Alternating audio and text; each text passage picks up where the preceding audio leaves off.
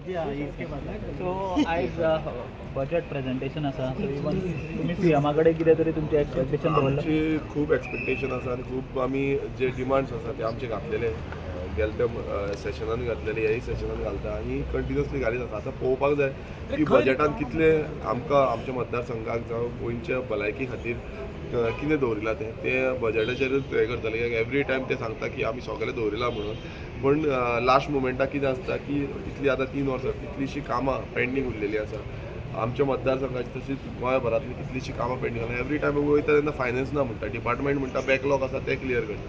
So जो sufficient budget आसा म्हटल्यार ते कामां जावपाक जाय हें तर दिसता. आनी आयज सरकार जो आसा सरकार सामान्य गोंयकाराचो वचपाक जाय, ना की हे व्हडले व्हडले जो माफियाज आसा तेंचो न्हू. सामान्य गोंयकारांक बेनिफिशियल कितें जाता तें मेळोवपाक जाय.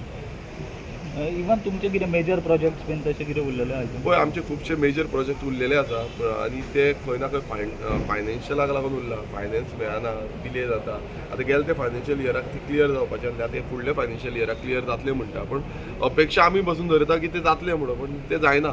सो तेका लागून खंय ना खंय आमकां बसून एक्सपेक्टेशन आसा की ह्या लोकांची कामां आसा, सामान्य जनतेची कामां आसा ती जावपाक जाय.